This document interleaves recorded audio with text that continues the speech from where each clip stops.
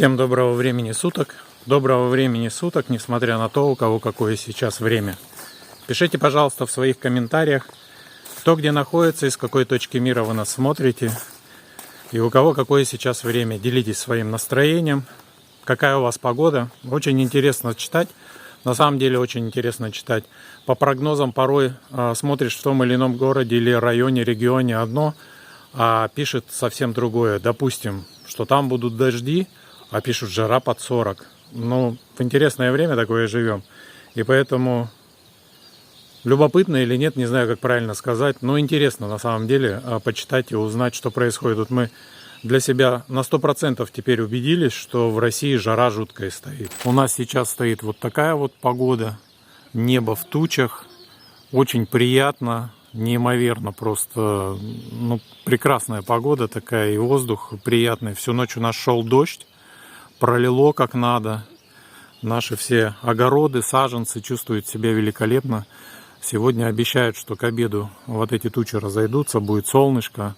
2 дня вот постоит такая теплая погода. Потом опять в ночь стоит, что будет дождь. Но пока вот по прогнозам, вот как оно есть, так все время и случается. За этим можно и наблюдать. Так что, когда мы читаем ваши комментарии, мы, конечно, сравниваем с нашей погодой. И приходится только удивляться тому, что реально есть подтверждение, где до этого прочитаешь информацию, что там или иначе было какое-то наводнение, либо установилась жара, либо побило градом, прошел ураган, и на самом деле что-то с природой сегодня происходит не то. Также спасибо большое за слова поддержки. Давно не благодарили вас. Извините, что не ставим там сердечки под каждым комментарием, но мы читаем. Работы очень много. В ближайшее время постараемся с супругой записать все-таки ответы на ваши вопросы и вообще показать, что мы тут сделали. И снимали, к сожалению, не все. Мы перед вами здесь честны в том плане, что мы говорим, что мы не ведем как таковой блог, пока мы выкладывали старые видео, но они уже закончились. Вот с последним вот этим видео, которое вы смотрели, какое там 31-е, по-моему, получается, да, вот это вот сейчас будет в 32-м, у нас уже оно закончилось. Ну, то вот вкратце, что мы там немножко сделали. Естественно, это не все структурировано, не все четко разложено, где что мы брали, выбирали, что придумывали, там с той же самой верандой. Оно небольшой там ремонт. Для нас сейчас, для текущих наших нужд, и особенно летом, там приятно будет находиться. Ну вот как таковая веранда еще сделана уже. Вот. И ответим на ваши вопросы, и покажем вообще, наверное, весь участок уже. Покажем, какие у нас животные появились за это время. Ну, в общем, все будет впереди. Сейчас еще домонтирую вот это вот видео.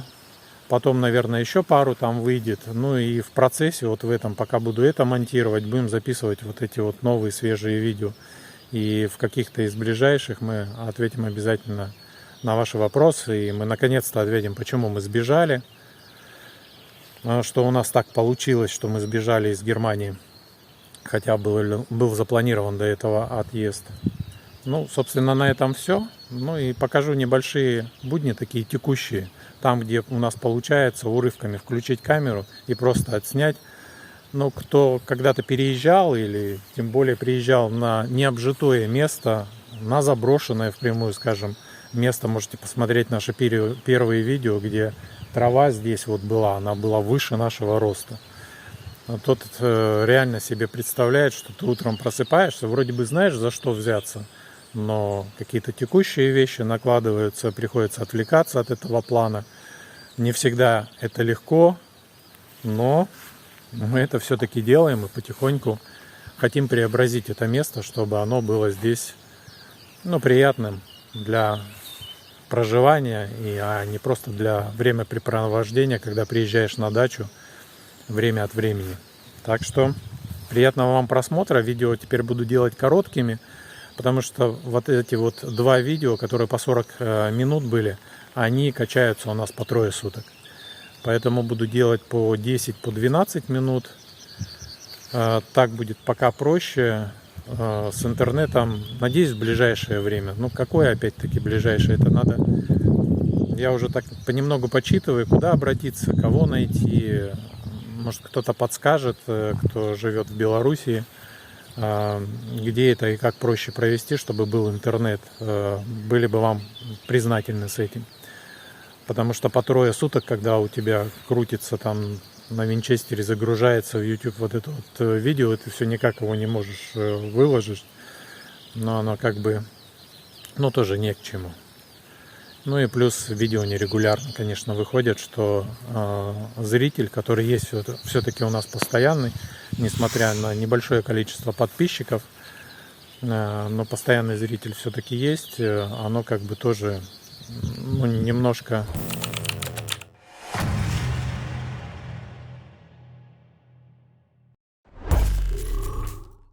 Вот, пока говорил, дождик пошел небольшой накрапывать. Ну так и писали, что где-то до 12 часов такие несколько капель у нас здесь будут. Но небо абсолютно хорошее в том плане, что, как обещали, облака будут рассеяны к 12 часам. Вот даже уже пробел есть.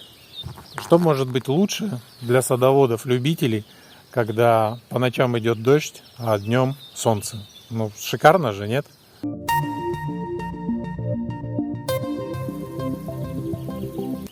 Ну что, поснимаешь меня? Да, сейчас так все заведу. Ну, давай, попробуем. Там включено? Да. Мне так неудобно, ты должен держать. Держать камеру это вообще неудобно. Когда выключать? Давай, держу. Вау! Какие ногти, как работает. Снимать на эту штуку.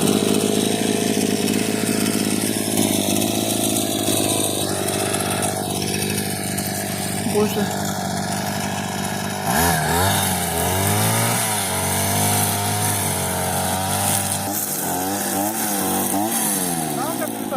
Да. Надо было собрать.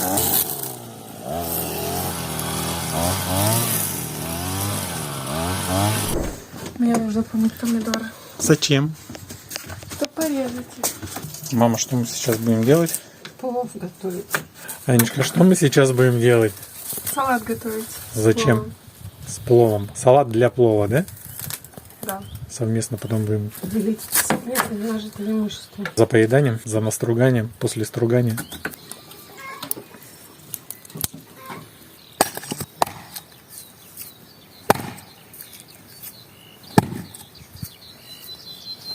Ух ты! Дуб, наверное, попался.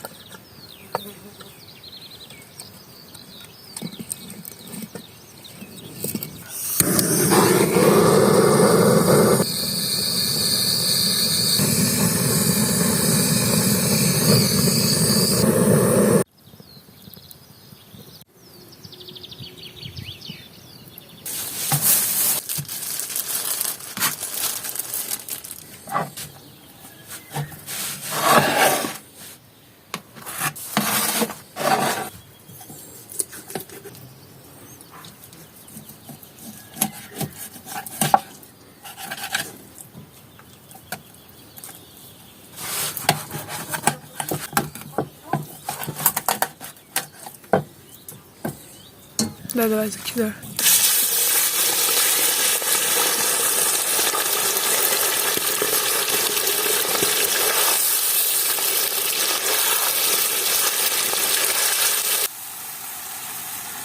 У нас в семье плов всегда готовлю я. По бизнесу в свое время я с другом Олегом был в Узбекистане. Олегу, кстати, большой привет. Смотришь меня. И когда мы там были, и продолжительное время потом ездили, тоже по бизнесу необходимо было. И меня научили там готовить плов. И первое, что я всегда бросаю, это мясо. Мы просто рассказываем и делимся своим сейчас рецептом, и это не в плане того, что надо именно так готовить. Сейчас я его прожарю или поджарю. Вот такая степень обжарки у мяса. Затем я его убираю из масла, и в это же масло первым кидаю лук. Обязательно лук первым.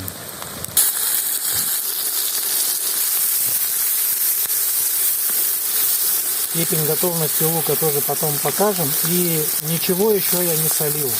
Это все в самом конце.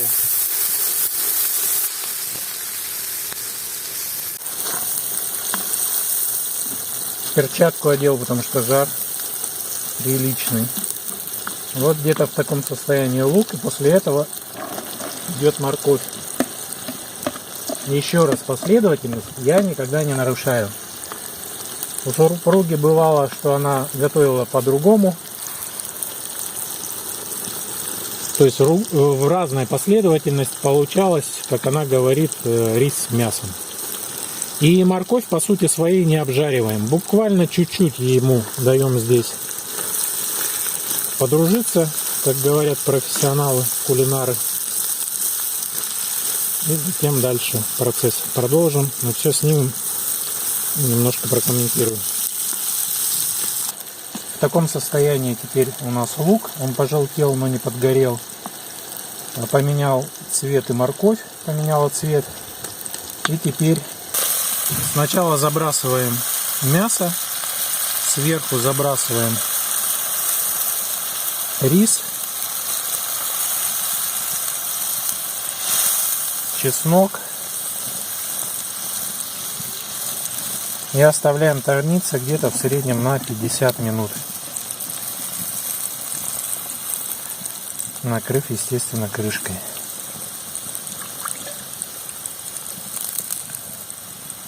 И теперь можно посолить.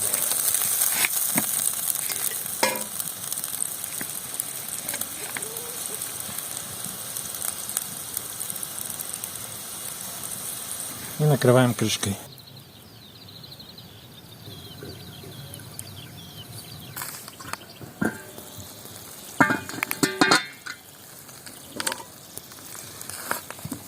А пахнет как.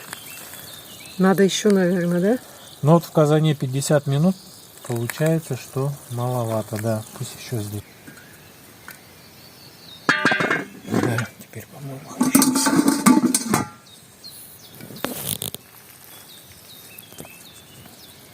Со дна не подгорел. И это уже радует. Мясо разошлось по волокнам. Ну ладно. Ну и рис, я так понимаю, что надо было, наверное, другой брать. Потому что он не рисинка от рисинки. Но запах тот.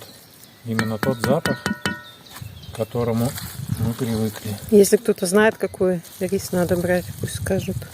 Да, кстати, напишите. Это очень вкусно. Очень-очень. То, что было и ранее в кастрюлях, на электрической печке, на газу. Нет, в казане очень вкусно. Мне как-то это выцарапать оттуда надо.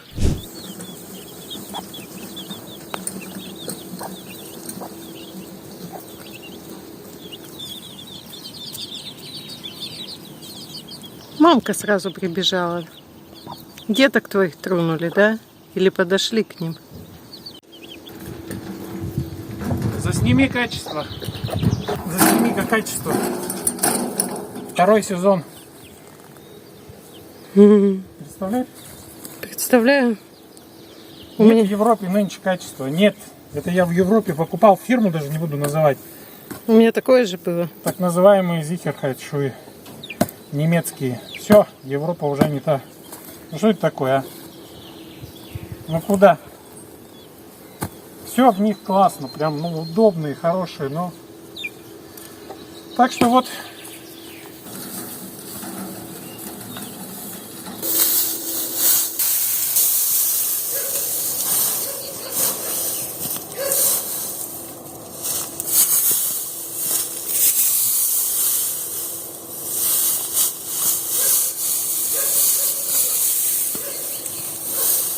Заготавливаем сено. Это папоротник в основном.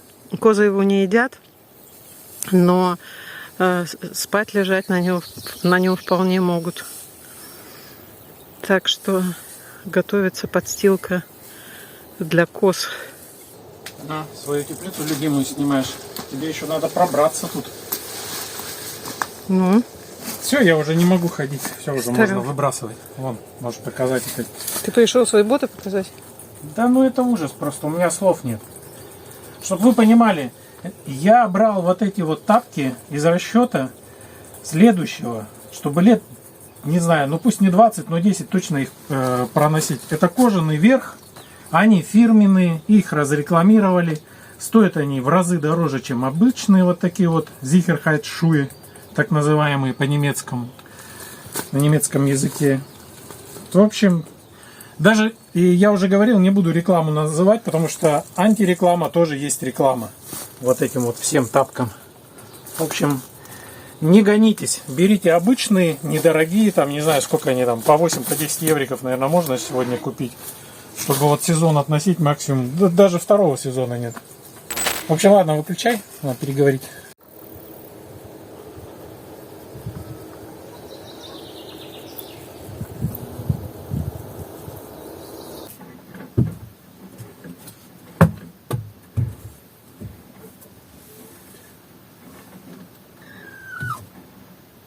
Никто не беспокоит. По поводу нашей второй мамы. Слава богу, она продолжает сидеть у нас так же, как и прежде. Интересный такой факт по ней, как и с предыдущей нашей мамой, которая сидела на яйцах. За несколько дней, приблизительно где-то за неделю, та мама, вышла, бросила свои яйца. Потом я ее нашел, у нас здесь есть за вот этим вот нашим строением много песка, и она там мылась. Здесь тоже где-то приблизительно неделя осталась. Я уже говорил, по срокам мы точно не знаем, потому что здесь последние 3 дня сидели 3 квочки, и мы думали, что они все несутся. Естественно, на 3-й день мы призадачились, почему находится одна и та же в одном и том же месте, но она раньше в другом положении была, а сейчас вот такая и вся нахлобученная. Раньше она и поменьше была. Ну и мы поняли, что одна села на яйца и 2 постоянно. Но периодически здесь больше просто никто не залезет. И вот они сюда мастились и ей мешали, чтобы высиживать здесь яйца. В общем, она у нас села здесь. И тоже где-то приблизительно за 7 дней она вышла, встала с яиц и пошла помылась. Вот это, как я и говорил, уже приблизительно, потому что мы не знаем точно, когда она села. Может, и до этого были там пару-тройку дней, то есть не на 5, может, у нас по расчетам как-то не сходится. Предыдущую квочку я тоже не сразу нашел, где она. Мы думали, мы же ее потеряли, то есть какое-то время. Поэтому точная дата у нас, когда кто сел, нет. Но сам факт, о чем я хочу сказать, что и та перед рождением пошла, помылась, и это точно так же. А до этого вот 2 недели точно, как мы эту наблюдаем, и ту тоже 2 недели наблюдали. Ну, как мы ту нашли, как мы по этой поняли, что она села. Вот 2 недели они сидят вообще безвылазно. Соответственно, мы, чтобы ей не мешали, накрываем и здесь ее загораживаем, чтобы никто к ней не лез и ей не мешал. И по этому поводу, когда закрыто, было несколько моментов, что мы бедную курицу здесь маринуем, вообще ее закрыли, и о ней забыли. Это есть такое общеизвестное по поводу наполовину стакан пустой, и кто как к этому относится. То есть либо мы ее закрыли, либо мы ее оберегаем. Но и в данном случае, благодаря тому, что мы так координируем это, то открываем, то закрываем. Вот прилетела еще одна, сейчас нестись будет. У нас уже 3 яичка с утра здесь есть. Каждый день у нас стали минимум уже по 12, по 13 яиц быть. То есть яйца, слава богу, есть. Яйцами мы всех кормим. И малых будем продолжать тоже кормить. Все с удовольствием едят, как и взрослые. Ну и, соответственно, по поводу этой курочки, вот именно перед рождением она пошла, вся помылась. Когда она ушла, я здесь все прибрал, естественно. Чистоту опять навел. Ну и, как всегда, у нас здесь трава, еда и воду меняем. Поэтому, чтобы ей никто не мешал, мы опять ее закроем. В любом случае, вот это вот сооружение, в любом случае, оно мизинцем приподнимается и уходит. Куры не те птицы, которые станут тут церемониться и в клетке сидеть, и шага в сторону не ступить. И вот одно здесь снесли, хотел два там забрать, но, как вы слышали, курочка вот эта вот подлетела, покрутилась вокруг этого яичка, посмотрела, что тут я даю интервью перед нашей второй мамой. Покрутилась туда, зашла, и сейчас там села, там и уже два яичка тоже есть. Ну и, соответственно, мы никому не мешаем. Сейчас я это яичко заберу. Ну а там, когда никого не будет, тоже мы забираем, периодически заходим сюда. Ну и относительно того, когда мы открываем нашу курочку, которая сейчас сидит на яйцах. Есть такой период, когда наши куры-несушки находятся там в постоянном движении и ходят по верху, выискивают, где присесть, где им удобнее, я не знаю. Ну то заходишь по своим делам сюда и можешь наблюдать именно вот такую картину. То есть не так, что она зашла, села, снесла яйцо и ушла. То есть это надо походить, там, повыбирать, там, не знаю, как это выглядит, но со стороны именно так, когда наблюдаешь за ними, по-другому к этому и нельзя отнестись. Вот именно выбирает. Там посидит, прям присядет, что-то где-то погребет, опять перейдет куда-то. Ну и, в общем, когда вот эта вот миграция вот этих вот всех наших кур-несушек заканчивается, когда они отнесут, мы забираем все яйца, это длится в течение где-то 4 часов. Мы ее открываем, нашу курицу, которая сейчас сидит на яйцах, и у нее есть возможность в любой момент выйти. Но, как я и говорил, в течение 2 недель она сидела вот именно в такой позе, нахлобучившись, и даже не меняя положение, ни правее, ни левее, никак. Так крутилась постоянно. Ее то найдешь ли головой в одну сторону, то головой в другую сторону. То есть она позиции постоянно в течение 2 недель меняла. А это сидит именно так. Ну, можно предположить, что сверху закрыто, ей как-то неудобно, тесно переместиться, но опять-таки она в течение, наверное, 8 часов открыта, находится в открытом состоянии. И затем второй период у нас, когда курицы начинают уже опять приходить туда и на ночлежку там располагаться, мы ее опять тоже накрываем, и она у нас вот дальше сохраняется в таком виде, чтобы ей никто не мешал. Вот. Ну, в общем, такие вот интересные у нас наблюдения поделились с вами. Какая красота вечером. Да, Аня? О, ты уже одела? Да. Давай, снимай все. Нет, давай я докашу. И иди маме помоги, а я докашу. Нет, давай а ты меня сними. Ань, маме помогать, это же легче, чем косить. Мне нравится косить. Ты сейчас прикалываешься, да? Точно? Точно. Сейчас будем косить дальше. Ну, там осталось чуть-чуть. Я хотел, чтобы ты уже в душ пошла. 15. Ну, давай я докашу. Нет, давай я. Смотри. Ладно. Давай красивый кадр, как ты заводишь. Сама.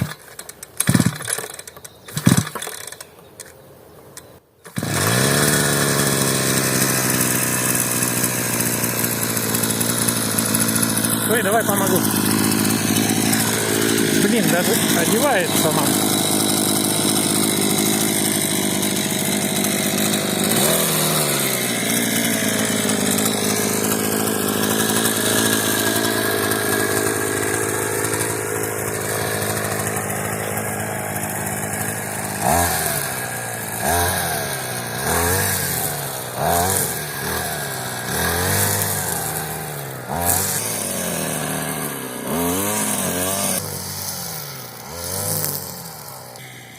Осталась полоска. Ира, давай, командуй, что тебе помочь? Ничего не надо помогать, все сделано, пойдемте ужинать, все заканчиваем. На сегодня все. Ну еще чуть-чуть, пока Аня косит. Нет, ничего не хочу, ничего не надо. Ну ладно. Я в душ пошла. Ну все, сменю тогда Аню.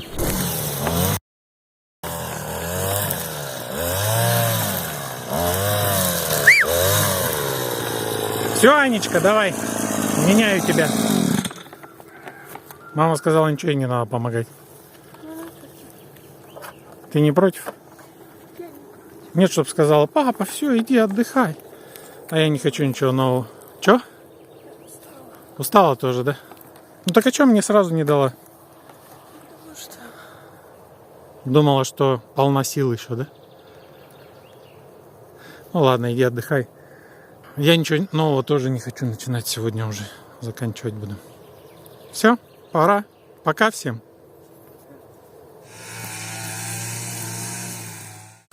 Анечка, давай свой тарелку. Накладывай себе смс.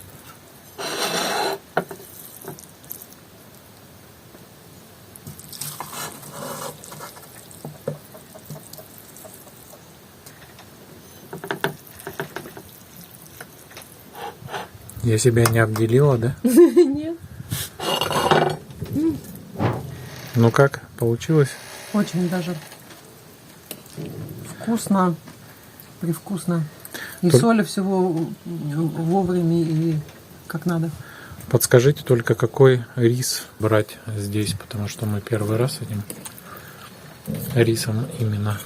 Я даже не помню, какой мы взяли. Ну, обычный. Длиннозерновую. Длиннозерновой, да, взяли.